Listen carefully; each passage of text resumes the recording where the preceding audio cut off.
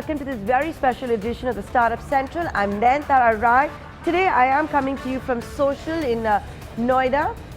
In the run-up to International Women's Day, I've got a very special guest with me. Not only is she redefining personal hygiene when it comes to women, she, at a very young age, also managed to impress the world's richest man, Jeff Bezos, and got an award from Jeff Bezos in New Delhi. She was the Female Entrepreneur of the Year according to Amazon. My guest today is Tanvi Johri, the co-founder of MyKarmesi. Hi Tanvi, welcome to Startup Central. Thank you so much for having me. So you're standing for women empowerment, you're trying to change women's lives.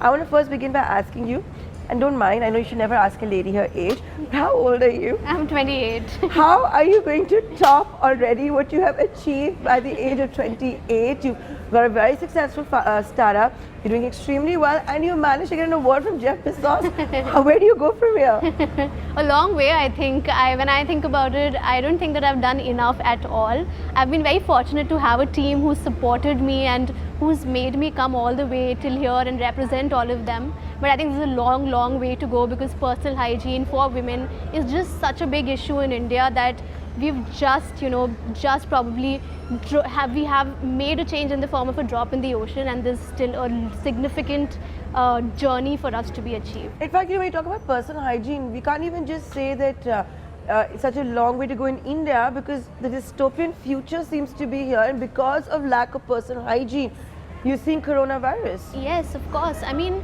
it's not just coronavirus, it's everything with respect to women's hygiene that has been neglected for so many ages now. Today, if you go and ask women about their personal hygiene in rural areas or even in urban areas, we don't even know the products that we've been using, we've been exposing our bodies to, and sanitary pads being the biggest of them. And I think the industry that we chose to be personal hygiene is because menstrual hygiene has just been so neglected because first of all it's a taboo topic that people don't want to talk about, and women have been spending on cosmetics and beauty and skin care for so many ages now because we've been conditioned in a way to think about what is external to us, to look good, to feel good. But the personal hygiene, which is not visible to anybody else, what about that? We're not really, concerned too much about that. And I think with Karmesi, we're bringing that out. We're motivating women to think about that. So tell me something. How did Karmesi start? How old is the startup? And you began with sanitary napkins, right? Before venturing into other products. Yes. Karmesi is about 3 years old now, and it started with a very personal experience of mine. I used to have a lot of issues with sanitary pads all my life. I used to have rashes and I used to have infections, and of course I've lived in Delhi all my life, so the climatic conditions were not really supporting it at all. And having been lived in hostels with other women, I saw that it's not just a problem with me, it was a problem that was prevalent with so many other women that were surrounding me. And it was a taboo subject till a few years ago. Nobody talked about it. Of course, the fortunate thing that happened is that movies came out and celebs started talking about it. Do you think Padman helped you, the movie with Akshay Kumar? We actually started before Padman, but of course the whole conversation around Padman started, and so it gave us the kind of limelight because we were already existing then, we were already talking about those issues. So of course I think it helps a great deal when influencers and people from Bollywood and celebs in their own right come out and speak about issues like these, because women have never spoken. So you were in a hostel, whatever sanitary napkins you were using were not working for you. We didn't even know till like a few weeks ago, months ago, maybe a few years ago, that actually the sanitary napkins are made of plastic and not cotton. Yes, because they look like cotton, and so a lot of women are under the assumption that they're made out of cotton because first of all there's no mandates from the government for manufacturers to disclose what ingredients go into making them, and so most of the women don't have any information about it, which is why we make our pads with bamboo and corn, which are completely natural, which are really, really gentle on the skin, won't cause any rashes, they're safe for women's bodies and for the environment as well. So they're biodegradable? Yes, they are. 100% biodegradable? They're 90% biodegradable. 90% biodegradable. And you manufacture where? We manufacture in China, so some of our products are manufactured in China and some in India, and we chose for them to be manufactured in China because cost.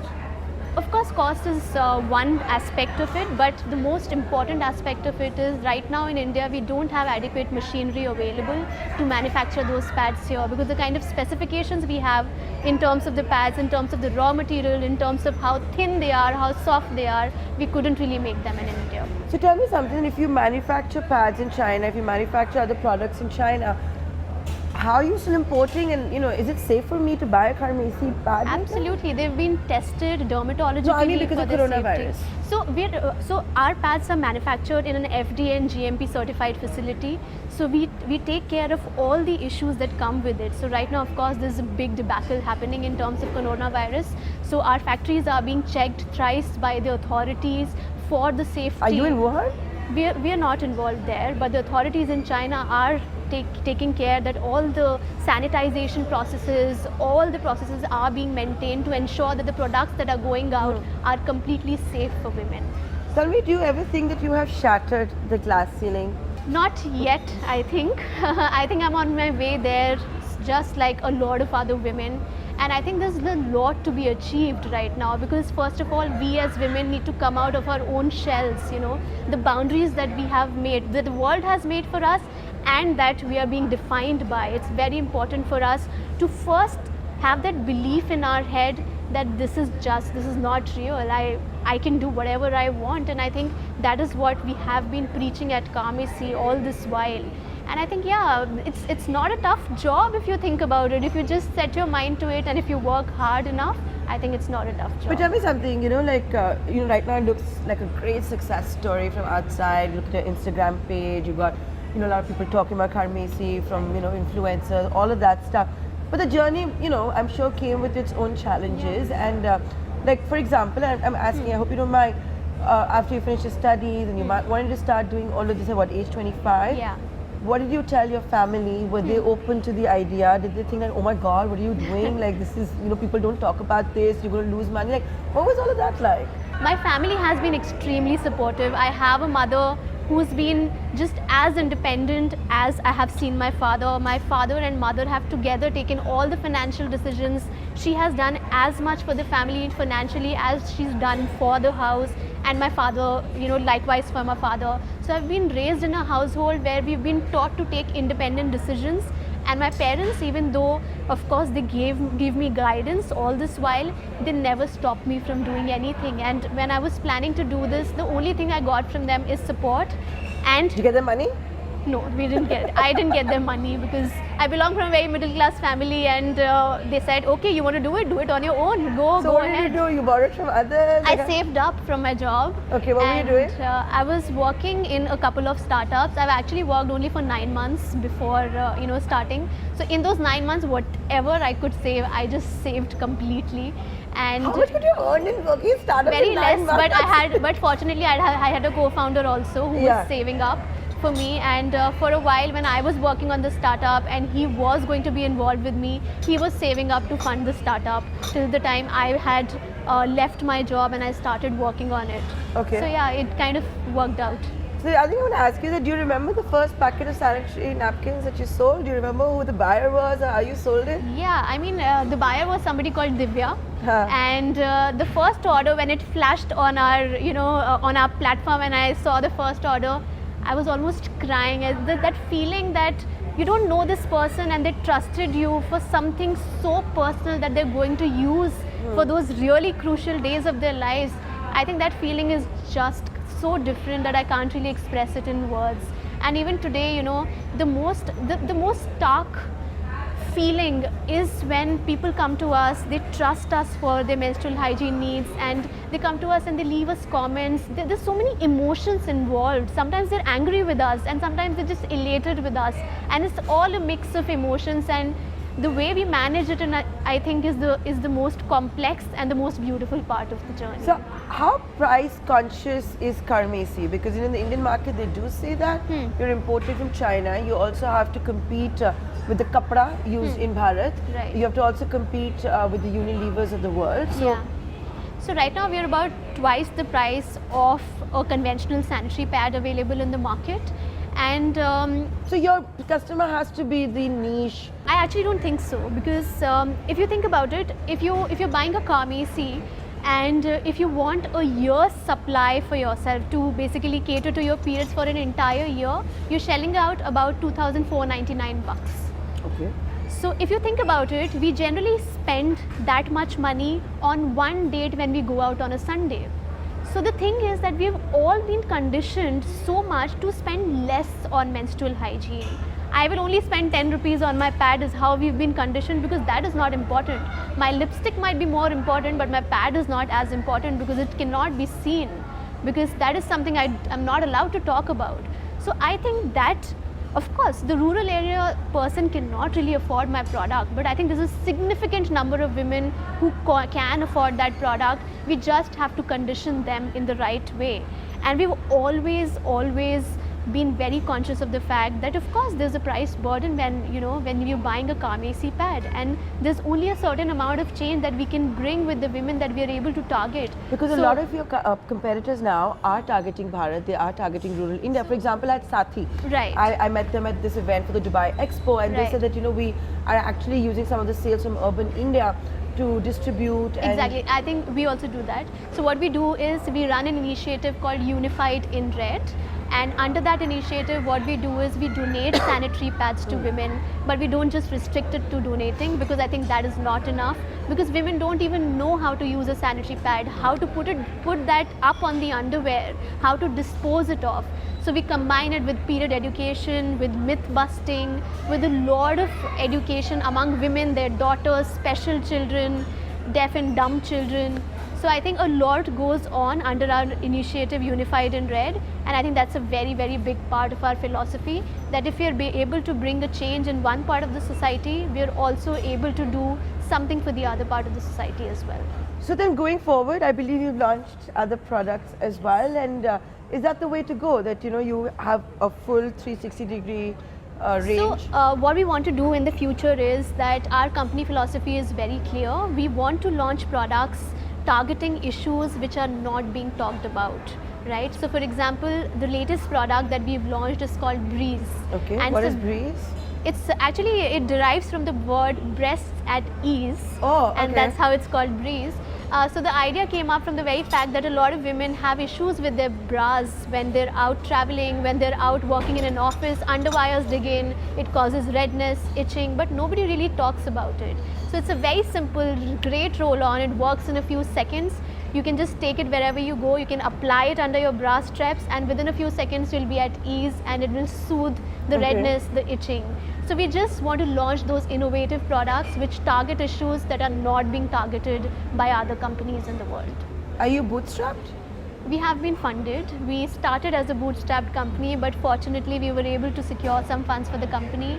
And Who are your investors? Mr. Samrat Bedi, who is the founder of Forest Essentials, he plays His mother is the founder of Forest Essentials. Yeah, and he's definitely, I'm actually a big fan of Mrs. Meera Kulkarni, and Samrat has also been a very great inspiration to us. The very fact that he put his trust in a company like us, and we absolutely admire him for the kind of change he's been able to bring in the skincare market today in India. Yeah. So for him to put his trust in us was absolutely a great achievement for us. Does he also advise you, mentor you? Absolutely. I mean, we have all our strategy sessions with him where he mentors us about our product development, about the strategy, about marketing, about communication, and he's an absolute best when it comes to branding. So it kind of helps us a lot. So are you profitable yet? Not yet. Not yet. Yes. Can I ask you like how big a loss it is, or what your revenues are, how many pads you've sold? So right now we service about, just to give you a fair sense of the number, we service about 20,000 customers in a month, and we are actually very close to reaching profitability, but I think profitability has to be balanced with how much you're also growing. So as a startup, we sometimes have to take decisions that, is this the right time to achieve profitability, or is this the right time to grow, continue growing? Because till now we're still small, and we've been able to only get a certain percentage of the urban audience, and I think it's a long way to go. You haven't used our pad, and I would definitely want you to do it. I will try. So that means there's a lot of aspects still left for us to grow. So I think we're kind of balancing our bottom line with our top line. And how did Amazon discover you, and how did that award with Jeff Bezos happen? So we've been in partnership with Amazon for quite a long time. We sell on Amazon, and Amazon has been working very, very well for us. The company is growing on Amazon tremendously. So Sambhav was the first kind of an event here. Which is of course the Amazon event for SMEs. Yes, and it was a brilliant event, and I actually applied, for a few categories that they were awarding, and I applied in the women entrepreneurship category, and believe me, till the time I actually reached the event, I didn't know that I was you going didn't to know? win. No, I didn't know. So you may not have gone also. Yeah, it would have been possible, They but didn't tell you. Usually I thought they didn't. organizers tell. they didn't. When I Because stepped, I think it was under wraps that Jeff Bezos would be there. Like I didn't nobody even knew. know that. The India head Amit Agarwal announced on stage I that we know. got a surprise for you, and Jeff Yes. Bezos is Nobody here. knew about it, and I was just stunned. I was kind of shaking in my body because I was so excited. I couldn't believe there's going to be such a big day in my life. I'm meeting somebody who's just, who every So when you shook entrepreneur. your hand, I was there by the way in the audience. Oh, okay. Yeah, I looked for you afterwards. I couldn't spot you. So when you shook hands, and I think Yeah. there was a brief exchange. What did he say? Yeah, so he just said, congratulations, you're doing so well. And just, that simple statement from somebody like him meant The so world's much best to me. salesman. Yeah, it meant so much. Yeah, so that day my parents were like, they were so happy that they were messaging everyone, oh, this is my daughter. She's standing with Jeff Bezos. And yeah, it was just a great feeling. So where does Karmesi go from here? I think Kamisi has a very long way. I think we're just fighting a lot of battles that really need to be fought, because there's a long way for women to go. Even today, if you go to our Instagram handle, if you look at the conversations that we are initiating, they're so important to be initiated. We just launched a video for Women's Day, which talks about natural is perfect, Okay. which kind of comes from the fact that how we in our own bodies feel so conscious about it. We are uncomfortable with our stretch marks, with our skin, with our bulges, our curves, the kind of marks that we have on the skin. And so we've made a beautiful video which kind of has a real woman who actually works for the organization. She's not a model, and she's standing with all her stretch marks, with this skin color, with all her bulges, with everything that a real woman has. And she shows that how natural just looks so perfect if you think about it. Yeah. And I think there are a lot of such conversations that are yet to happen from us. There are a lot of products that we are yet to launch for the Indian audience, so that things become safer for the Indian women. She understands that personal hygiene is as important as what you put on your face or what you put on your skin. So I think it's a very, very long way for us to go. And when you do that, have you ever thought that, while you're doing this for women and you decide to do this, would your co-founder or Karmesi ever look at male hygiene? Currently not. We do not have plans, because that will be a complete division of focus for us. Right now we are battling issues for women, because I think that's a big enough category, and I think there are so many issues today that are not being talked about. So currently for the next few years we're definitely just focused on women. And are you perhaps looking at going global, or you want to stay in India? We do want to go global, because I think it's a very global problem that we are targeting, and women all over the world are facing these issues. But I think we haven't achieved the kind of results No, that we the footprint in that you want in India Yes. initially. So we first want to do that in our base country and then go out. And you're not looking at fundraising, because you said, you have to find that balance between profitability We and do. growth. Yeah. So are you in the market for fundraising? Yes, we're currently out talking to different kind of investors for fundraising. So tell me something, Tanvi. 5 years from now, where will Karmesi be?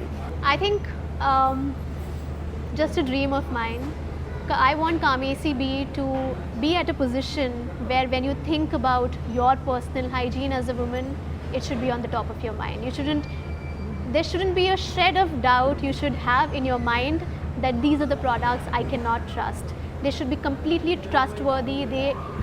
I want them to have the kind of transparency and honesty that I probably would want myself to have always, that I have always seen in my parents with me, that a child believes their parents to have. And I think Kamesi is a child for me, and I want it to have the same values that I have grown up with. You said natural is beautiful. Do you ever Yes. wear makeup? I do. Yeah? Yeah, So I you, mean, it very- is possible to wear makeup, feel Of beautiful and be course, natural. That's of the question I was going to course. ask you. Of course. I mean, I'm not saying that you wear makeup and you're not natural anymore. No, it's how you just want to keep your body. If I want to wear makeup, wear makeup. If you don't want to wear makeup, don't wear it. The only point of natural is perfect is that please don't judge your bodies all the time, which we women actually grow up Yeah. with. People pass comments on our heights, you're too short, you look like a school kid, which You get which it a keeps lot, yeah. happening with me all the time. You're too fat, you're too slim, you're too dark, you're too fair, you're too tall, you won't get a person to marry you. That is what is really toxic, and that is what we are And spreading. that's amazing because you're actually in the business of getting rid of toxicity, right? Yes, That's what absolutely, it's about. absolutely. And makeup is beautiful, and you in your natural self is also beautiful. However you want to go about it, you go according to what you want. Tanvi Jory, I'm sure you're aware of the fact that you're an inspiration to a lot of women and men out there. Here's, from the entire team at ET Now, wishing you all the very best. Many thanks for this interview. Thank you so much. Thank you for calling me. And with that, we're going to take a short commercial break, but stay tuned. You're watching a very special edition of the Startup Central coming to you today from Social in Noida. We were just in conversation with Karmesi. On the other side, we've got another very interesting startup, which is empowering women. Misho and founder on the other side.